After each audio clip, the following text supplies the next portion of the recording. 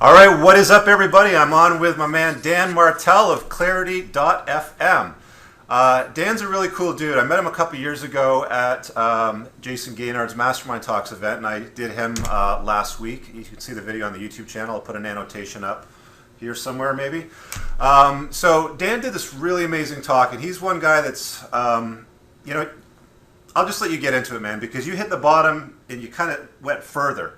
And then you dug yourself even further, and then you picked yourself back up. And now you're like this really successful entrepreneur with a lot of exits behind you. You're running this new website where it's able to give advice to people, especially entrepreneurs dealing with business problems, marketing, that sort of stuff. But I want you to tell your story because you had a really difficult childhood and teenage life.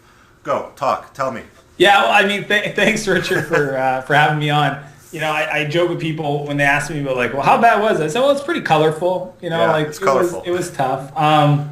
You know, for the last, well, I mean, the thing is, for the last 15 years, I've been visiting this place called Portage, New Brunswick. It's a rehab center in the middle of the woods. Like, you know, there's actually a show on TV back in the day with this guy with long hair and it was like Troubled Kids. I don't remember what it's called, but Michael was his name, maybe? I don't know. Remember. I know the one you're talking about. It's just like that. Yeah. And I went to this place, and I go there and I talk to these kids 3 or 4 times a year. Because I was one of those kids. When I was 17, I found myself in rehab for 11 months because of some of the challenges I went through as a kid. I mean, you know, I grew up in a family where I was the second oldest of 4. My mom was an alcoholic. My dad was in sales. He was always on the road. So it kind of meant I had a lot of time on my hands to kind of do whatever I thought was interesting. So, you know, it's funny because when I was a kid, I always built stuff. I've always been kind of a creator. I started off building tree forts and snow cabins, and I started charging people 25 cents to play in them. So I guess in some ways you could say I was in real estate at a pretty young age. Started early, yeah. But when I was 11, I started kind of developing these behavioral challenges, behavioral attitudes, where I would just get really angry and freak out. And, you know, I learned later in life it was because when I did that, my mom would always call my dad and he would have to come home, even if it was 3 or 4 hour drive away, because she physically couldn't handle me. And it was challenging times, and that went on for months. And so you're a difficult kid, man. You tortured your parents. Oh, I did, 100%. It was, you know, luckily I've rebuilt that relationship, but so at 11, I found myself where I just took things too far, and my parents were fearful for their lives and my own. And I got taken out of my house and put into crisis centers, and that didn't work out too well. I got put into a group home, and I got kicked out of my group home, or my foster home first, because I lit off a bunch of fireworks in the living room. So yeah, challenging upbringing. When I was 13, eventually got returned back to my house, but that was the year that my parents got divorced and I discovered drugs. Mm-hmm. And I pretty much took things down from that point. You know, I was hanging out with guys that were, you know, 5, 6 years old, 10 years older than I, started selling drugs, didn't really go to school a whole lot, ended up getting in trouble with the law for a bunch of reasons, went to jail my first time when I was 15, got out, swore I was going to change my life. I went to like a 21-day program, and you know, within the first night of getting out, I ended up hanging out with those friends and just back on that same roller coaster, to the point that my life just spiraled out of control. You know, a year and a half later, I found myself in a stolen car, trying to get out of the province because the cops were looking for me. And I ended up taking an exit off the highway. And as soon as I took that exit off the highway, I noticed there was a roadblock. And here I am, 16, no driver's license, stolen car. I pull up and the cops asked me for my driver's license. I told him I forgot at the house. And he said, okay, we'll pull over. And as soon as he said that, I gunned it. Whoa. And it was, you know, looking back to it, it was this scary moment. I took off and I thought, I got to find a place where I can like hide the car and then get out and whatever. But one thing I did commit to myself before I stole that car is no matter what would happen, I didn't want to go back to jail. Like, there's no way they're going to take me alive. Like, the first time I went, it was like probably the most degrading, worst thing that's ever happened to me. And I just didn't want to do it again. Right. Wow. And you know, I came around a corner and I saw a garage door that was open. I figured I'll kind of go in there, but I came in with way too much speed, essentially crashed into the side of the house, and had a gun with me in the bag next to me. And, you know, I could hear the cops coming, and I reached down and I tried to get the gun out there. And when I pulled on it, it got stuck. So it didn't shoot. And as soon as I kind of was like trying to get the gun, hold the door open, and the cops grabbed me, my feet didn't even hit the ground, and I was drunk and high, and ended up getting arrested. Okay, so let me just stop you there for a second. So was this? I mean, it sounds like you're pretty much skipping across the bottom. You're into drugs. You're stealing cars. You've been in jail already, in and out of your home. You've now pulled a gun on yourself, pulled the trigger, and it didn't go off, and now the cops throwing you on the ground. Was this the bottom for you? That was absolutely the bottom. All right, so let's talk about the climb back up, because I don't know that it gets any lower than that, man. I mean, if it went any lower, the gun would have went off, right? Yeah, no, that was, I've now learned that most of my friends I spent time with then are either in institution jails or they're dead. Wow. And, I got sentenced to 9 months in prison, adult prison, because of the crime and how old I was. I ended up doing half of that and then get put into rehab. I learned how to program in rehab, which is kind of crazy. Like there was this computer and a program on Java programming. Yeah. And I did 11-month program, and through that experience, this rehab, what was unique about this place called Portage is that all the staff there are ex-drug addicts, right? So you've got these people that have been through it before that kind of give you direction on where to put your hands and feet to climb out of that crazy hole you found yourself in. Because up to that point, I'd been to other programs, I had therapists and all this stuff, but I just didn't listen to them because I was like, what the fuck do you know? You know what I mean? Right. And so that place was really helpful for me. And, after that, I went back to high school. Luckily, I did a year. It took me 5 years to graduate out of 3-year high school in the province I'm from. Ended up getting honors. I taught myself. I continued on the computer path. I taught myself programming. I started my first company at 17. Let me stop you for a sec just to ask you about those habit changes, because you're in this environment, you're hanging out with these people, and we all know that you're the average of the 5 closest people in your life, and you obviously weren't hanging out with the right people at that time, and they weren't giving you the best sort of environment to flourish and grow and be the best version of yourself. What did you do to change your environment, to change your habits so that you weren't going to find yourself in a stolen car with a gun in your bag beside you? Like, did you make any conscious decisions? Was it a change of environment? Was it something that happened at Portage? There must be some pivot point. Was there something there that helped you shift your mindset? Well, step one was the therapy I went through. Really what they do is they tear you down emotionally and mentally and then rebuild you, right? Where there's strict routine. They ask you to do things that makes no sense. For instance, clean the inside cap of your toothpaste, like the inside, and they check it every morning because they believe that the standard needs to be higher than what you'll do outside because you're going to drop, right?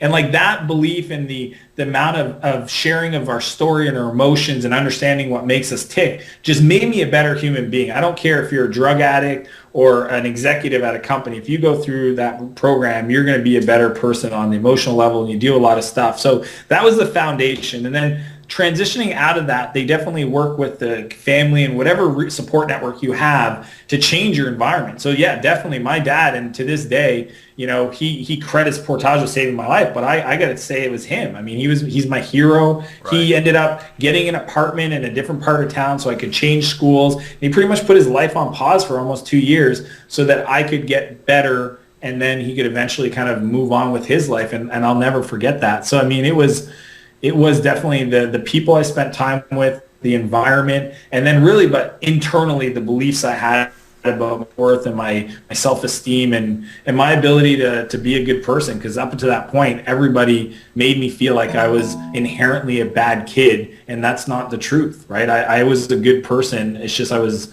not following the things that were legal. Got it. Okay, so let's talk about your belief system for a second, because you always know that you can understand somebody's belief system by looking at the results they get in life. You just go well below the waterline to the bottom of the iceberg, and that's what their belief system is, right? Were there fundamental changes in your belief system that helped you, propel forward to get out of this shitty life that you had created for yourself and started programming computers and creating businesses and getting on the right track? Did you actually consciously make a change to your belief system? Yeah, it was everything from starting off with being grateful for what I had instead of wanting things I didn't have, right? So attitude of gratitude, believing that people inherently are good people, not bad people, right? Because I always felt that of myself. I'm a bad person, so everybody else is a bad person too. really choosing my peer network, right? And just say, look, this person either supports me or they don't. And if they don't, it's tough, man, at 17, especially, like, you gotta understand, I was gone for almost a year in jail and then rehab, and then coming back, there's all these friends, these old friends that wanted to see me, and they were like, hey man, we should hang out. And here I am thinking to myself, not once did you call, not once did you write me a letter. Are you really my friend? Why would I want to, even if we're just going to hang out in a park and there's no risk of me relapsing or whatever, why would I even want you part of my life? And it was so hard. I remember, like, luckily I made some really amazing friends, essentially 3 friends that I spent 90% of my time with that were positive people to spend time with. And it was really tough to make those, but I think you have to make the cuts. You really got to I wrote a blog post recently about taking friend inventory.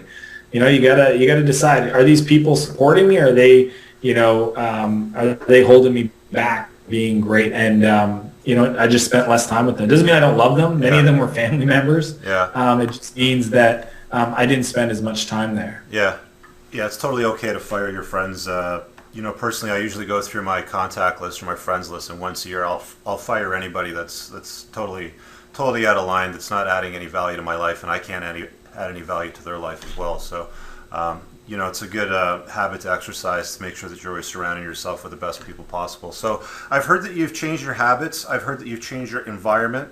And that's obviously made a considerable difference. I mean, today things are very different from you, right? I mean, I know that you're a very humble guy and you don't like to talk about it, but let's just talk about it for a second. And if you don't mind me bragging, for you, you're somebody that's sold, was it 2 or 3 businesses? I've started 5, I've sold 2, and I'm working on my 3rd. Yeah. Got it. Okay, so now you're working on your 3rd, Clarity FM, which has exploded in growth. When I first met you a couple of years ago, I set up a profile on Clarity, and I saw how many users were on it, and I've seen it the other day. It's grown leaps and bounds. Like, you've put a lot of effort and time into building your brand, your business, focusing on delivering value to people, and you've put this shitty life that you had, when you were a teenager. It's like not the same thing. I mean, after college, I started companies. I changed my life. I mean, I became a millionaire when I was 27. I reinvested a lot of that money in other startups. Today, I've invested in about 33 companies. Really amazing technology companies. I spent the last 6 years in San Francisco, in the heart of Silicon Valley. My last company, Flowtown, we ended up raising $1 million and sold it within 2 years to Intuit, so a publicly traded company. And then Clarity, I've raised $1.6 million in funding from guys like Mark Cuban and some of the world's best investors. I mean, I travel. I got to spend a week with Richard Branson a couple months ago in his house in Switzerland. I mean, my life today, I think about what I went through as a child or a teenager, and I just can't imagine that's what it was, but it is, and I'm not ashamed of it, because it's who I am today. It's why I'm a risk taker. It's why I really don't give a shit of other people's attitude or beliefs or judgments. It's why I believe in giving back as I can and not expecting anything in return. And all those things kind of add up. Like what I went through, it's one time a guy named Darren Hardy once said that it was because of my dysfunctional childhood that I'm such a functional adult. Yeah. And I really truly believe that. Yeah, and he's got a great book called The Compound Effect, so if you haven't seen it, check it out. Okay, Dan, so I want to be really respectful of your time because I know you're a busy guy. Give me a 30-second wrap-up of any advice you might give to somebody that might be on this merry-go-round of debt that hasn't changed their habits or their behavior to move into a direction of being debt-free. A lot of people get stuck in this trap of just trying to make minimums, or they rob from Peter to pay Paul to try to deal with their credit card debt, and they're not able to change that behavior and habit to get off. So if you give me a quick 30-second wrap-up, any last piece of advice you might have, and where anybody might be able to find you if they want to reach out to you on Clarity, for example.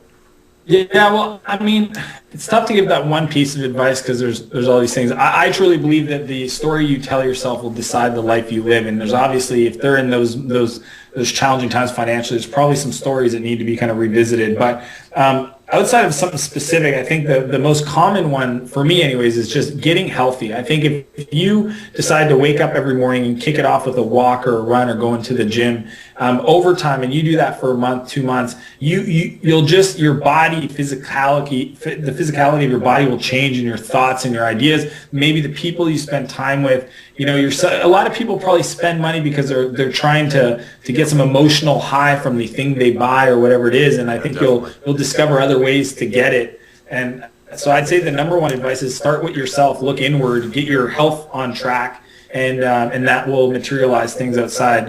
If anybody wants more information on my background, just danmartell.com, 2 L's to Martell, at Dan Martell on Twitter, and that's the best way to kind of follow along. All right, well, thanks a lot, man. I appreciate you taking some time to talk. We'll talk to Hey, you later. Richard, I appreciate it. My pleasure. Take care, man. Cheers. Ciao.